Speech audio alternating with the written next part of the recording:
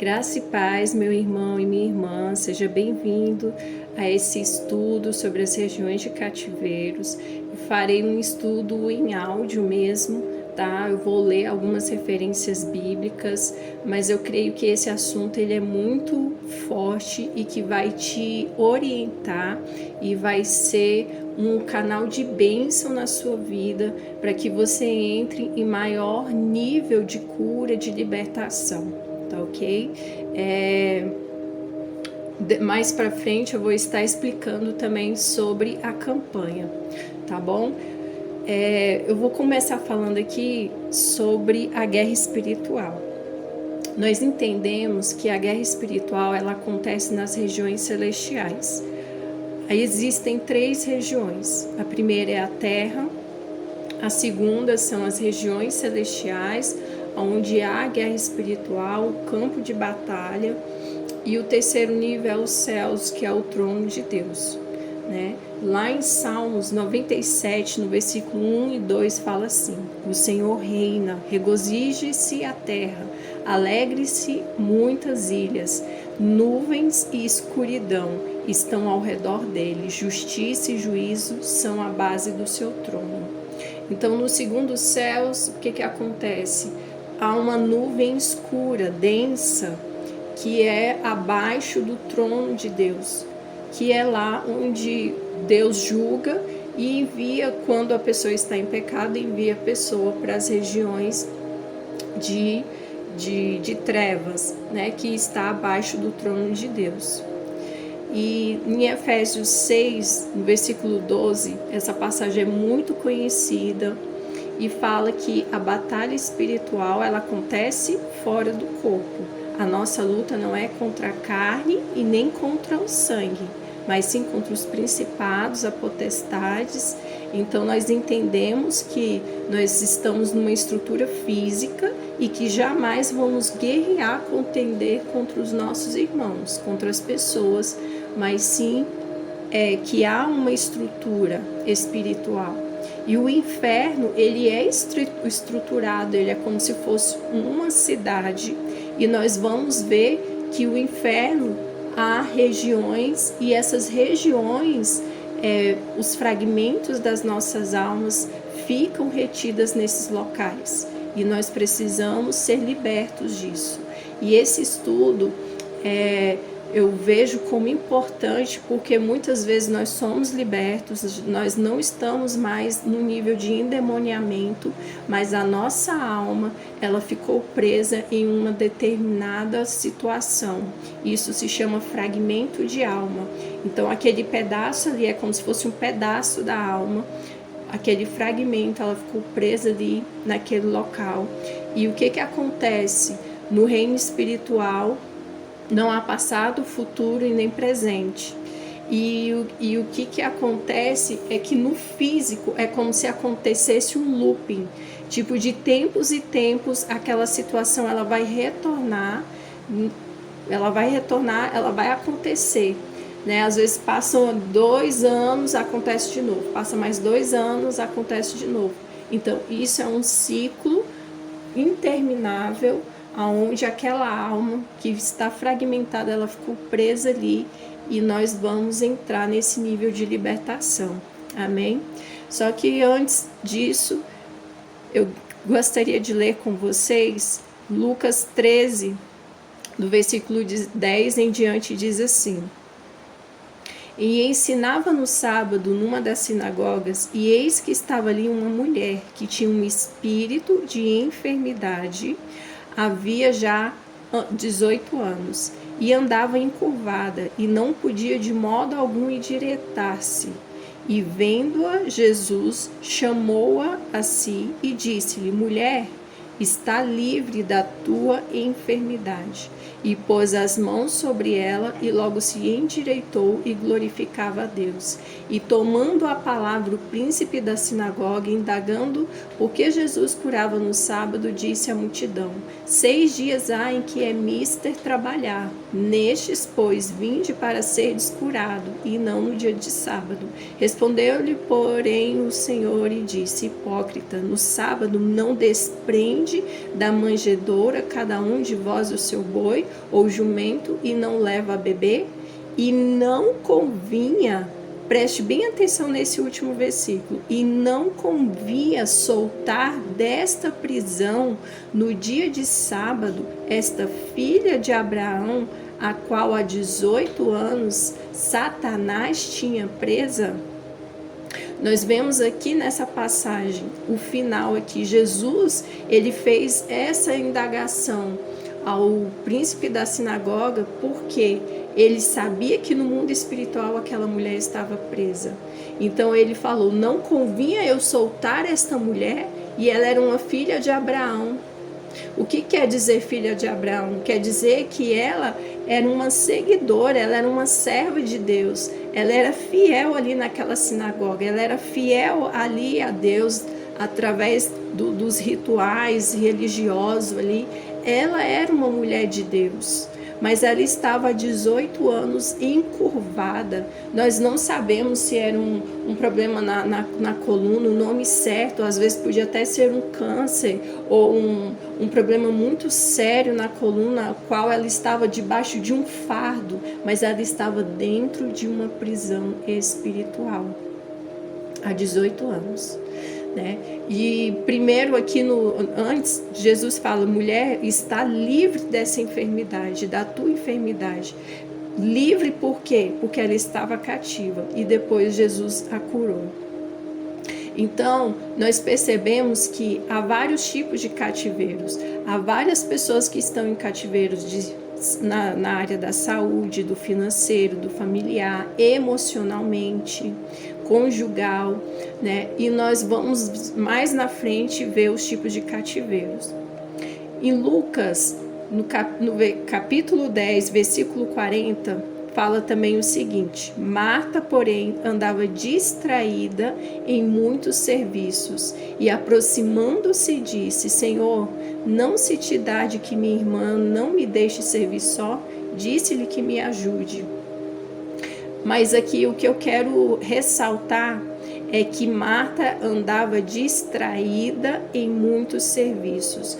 Quando nós vamos ver a tradução dessa palavra distraída, no grego é periespato, que significa ansiosa, significava também, o significado é que ela estava afastada, ela estava separada, ela estava sobrecarregada, ela estava andando sem alcançar lugar nenhum. É como se ela estivesse em círculos intermináveis, em um ciclo, num looping, né? Então Jesus estava vendo a situação emocional da alma, aonde a Marta se encontrava. Ela se encontrava nesse estado. Também significa que ela estava dividida, ela estava confusa. Então o que impede muitas vezes de quando nós nos caímos neste estado de distração em muitos serviços, isso é um estado aonde, assim como Marta, ela estava desconectada, ela não conseguia ouvir a Deus, ela não conseguia se aproximar de Deus, devido a esse estado de alma que ela se encontrava. Quantas vezes nós vamos para a igreja, talvez seja só, isso só acontece só com a Esté aqui, né? Só comigo, mas às vezes a gente vai para a igreja, eu já tive essa experiência de ir para a igreja, mas a minha alma estava tão agitada que eu não conseguia me concentrar.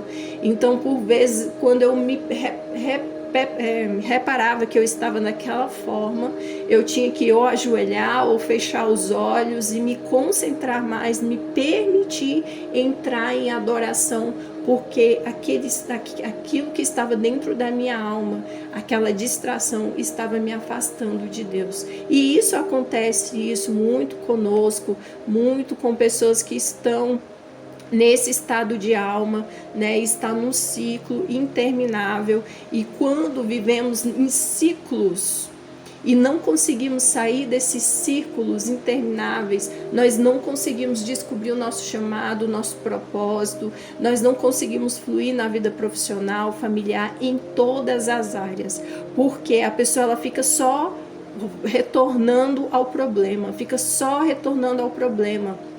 Em hebraico, essa palavra significa bet Tecoá. Gente, eu não sei falar hebraico, tá? Mas significa casa do círculo.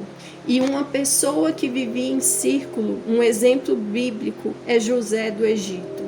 Lá em Gênesis 42, 19 e 20 fala: se sois homens de retidão, que fique um de vossos irmãos preso na casa da vossa prisão.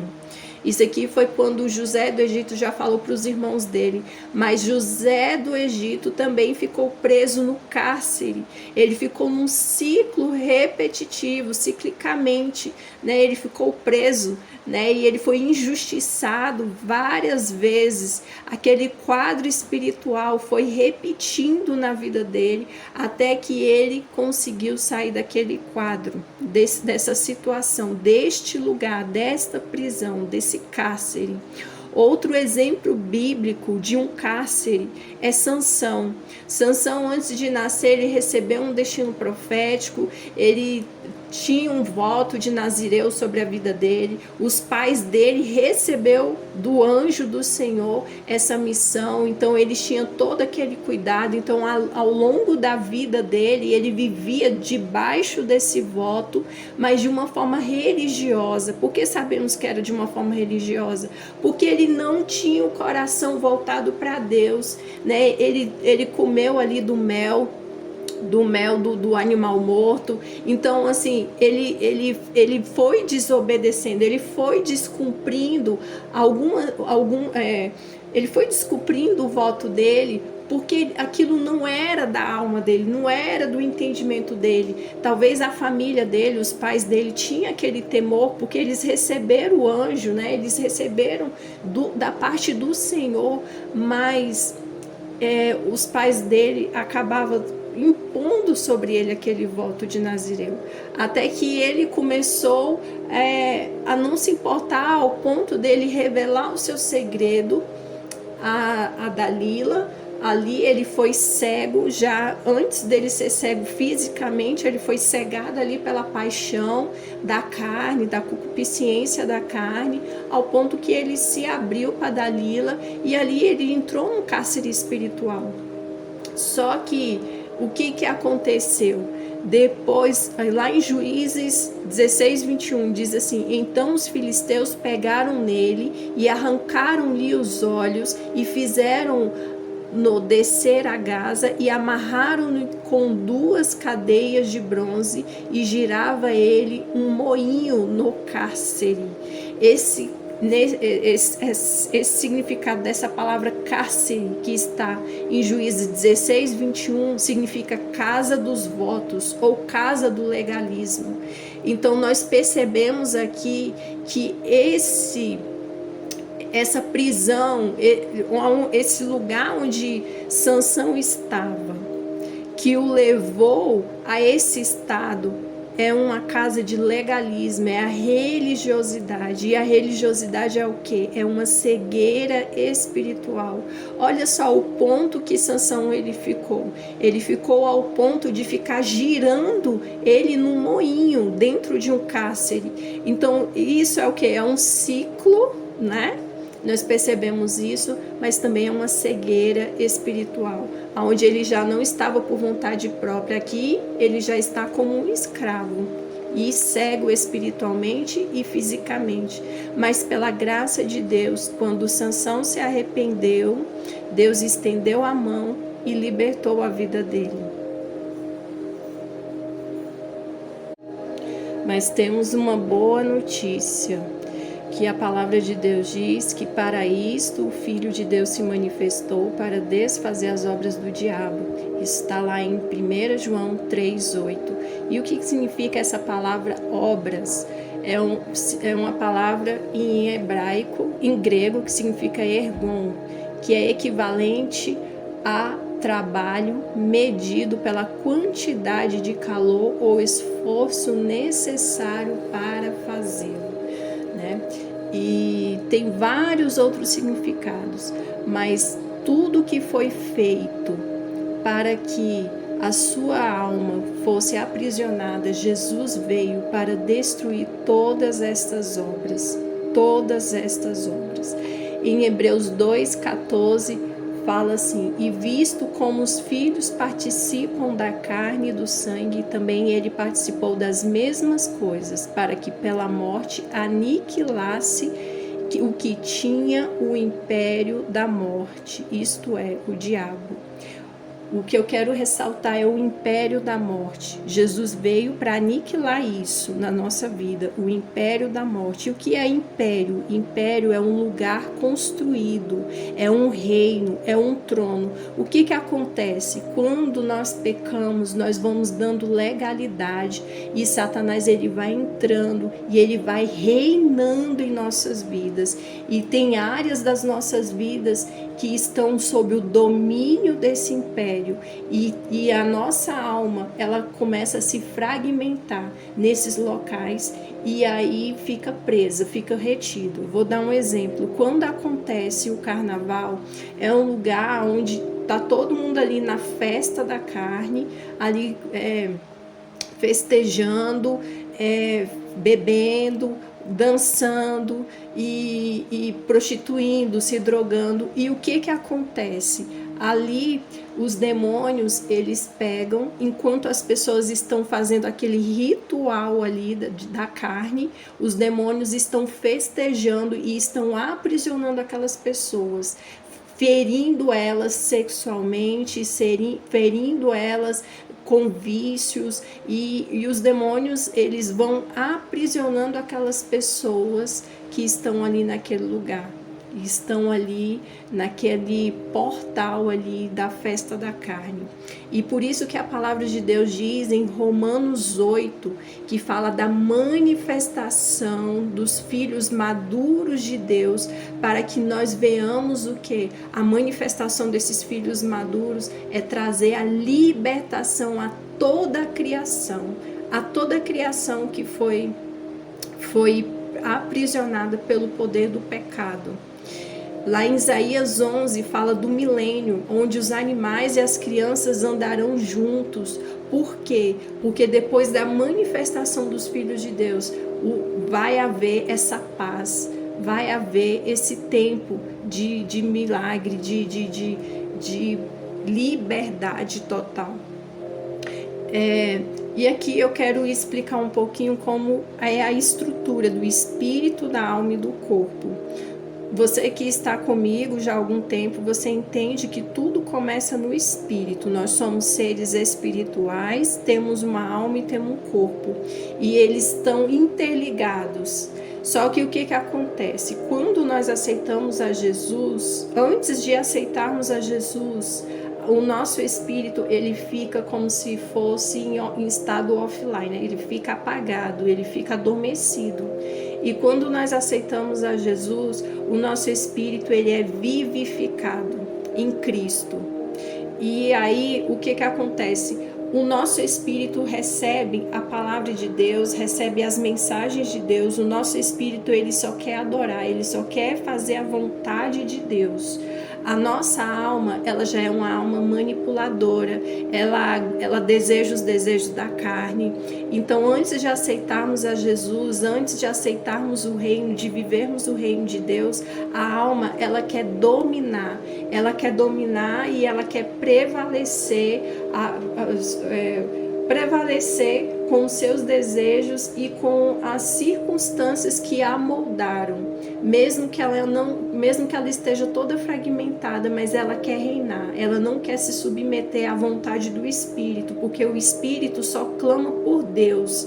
A alma não, ela clama pela alma, pela vontade própria, pelos sentimentos, e o corpo, ele precisa receber a codificação do espírito que passa para a alma e vai pelo corpo. Você está conseguindo entender que é cíclico, que vem do espírito, da alma para o corpo, mas o espírito ele precisa estar ativado. Por isso que nós fizemos dezembro, o mês de ativação profética espiritual do Espírito, para que venhamos ter um ano de 2022 sobrenatural. Porque quando o Espírito ele está ativado, ele está totalmente renovado com a vida de Deus, aí ele consegue codificar as mensagens espirituais, consegue passar para a alma ela vai assimilando aos poucos, porque ela também está num processo, então ela consegue discernir, ela vai sendo curada também, e ela consegue codificar o que o espírito diz, e aí o corpo ele começa a ser curado. O corpo começa a manifestar no espírito cura, na cura física, cura financeira, cura familiar. Então tudo vem do espírito, tá? E lembrando que a nossa alma ela tem uma necessidade de viver em segurança.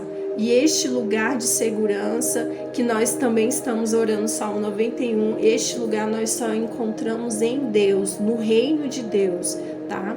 Então, a alma ela tem essa necessidade de viver em conforto, em segurança, em paz e alegria, e é somente no reino. E só conquistamos o reino através do Espírito ativado. Então, é cíclico, tá? Esse processo.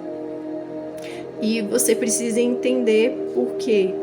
Porque Jesus, ele passou por tentação, ele chorou, ele teve raiva, mas ele venceu tudo que a alma estava ali mostrando para ele. Tudo ali que vinha na alma dele, ele venceu, porque o Espírito Santo de Deus também estava vivo dentro dele, ativado dentro dele, e ele era guiado pelo Espírito Santo de Deus. Ali, quando ele foi no deserto, quando Jesus levou ele para o deserto, assim como ele já te conduziu, ou vai te conduzir, ou você está no deserto, porque todos nós passamos por um deserto para sermos cheios do Espírito Santo de Deus. Ali é um processo de cura, de libertação, e ali Jesus ele venceu através da palavra de Deus, né? E ali ele venceu as tentações. E eu quero falar isso, que você também pode vencer. Nós estamos em uma construção, né? Nós estamos num processo. Eu e você podemos vencer, porque Jesus está dentro de nós. E quando Jesus está dentro de nós, nós entendemos que o nosso nível de glória, o nosso nível espiritual, de luz, ele precisa ser muito maior do que as trevas. E se ainda não está maior do que as trevas, nós vamos aumentar esse nível com a nossa busca, com o nosso devocional, com a nossa busca por conhecer mais a Deus, porque quanto mais buscamos a Deus, maior é o nível de luz, maior é o nível de glória. Então as trevas elas vão recuando, elas vão reduzindo na nossa vida. Davi, ele pedia para Deus tirar a alma dele da prisão. Em vários versículos, em várias passagens de Salmos, nós vemos Davi falando para a alma dele. No Salmo 142, versículo 7, Davi fala: tira minha alma da prisão, para que eu louve o teu nome, e os justos me rodearão, pois me fizeste bem. Davi, ele tinha esse entendimento do reino espiritual. Então, quando você percebe que há uma indiferença à adoração, à oração, à busca de Deus, pode haver um aprisionamento da alma. Lá em Mateus, no versículo 6, Mateus 4,16 fala assim: o povo que estava sentado em trevas viu uma grande luz. Aos que estavam assentados nas regiões e sombra da morte, a luz raiou. Essa é uma profecia que Jesus declarou, né? Ele repetiu o que estava escrito em Isaías 9:2, tá? Então, a palavra profética é que o povo que estava assentado é um estado, tá? Em trevas vai ver uma grande luz. É isso que Deus tem para a sua vida, porque Deus te chamou para liberar alvará de soltura aos cativos. Ser profeta também é ser um libertador. Deus te chamou, porque lá em Isaías 61 diz: o Espírito do Senhor está sobre mim, está sobre você, porque o Senhor nos ungiu para pregar as boas novas aos mansos, enviar, restaurar os contritos de coração, a proclamar liberdade aos cativos e abertura de prisão aos presos, a pregoar o ano aceitável do Senhor, o dia da vingança do nosso Deus, a consolar todos os tristes. É essa passagem, é essa promessa que Deus tem para você. Lá em Isaías também 49 diz: assim diz o Senhor, no tempo aceitável te ouvi, e no dia da salvação eu te ajudei, e te guardarei, e te darei por aliança do povo, para restaurares a terra, e dar-lhes em herança as herdades assoladas, para dizeres aos presos: sai, e aos que estão em trevas: aparecei. Eles pastarão nos caminhos, e em todos os lugares altos haverá o seu pasto. Essa também é a promessa do Senhor para a sua vida. Amém.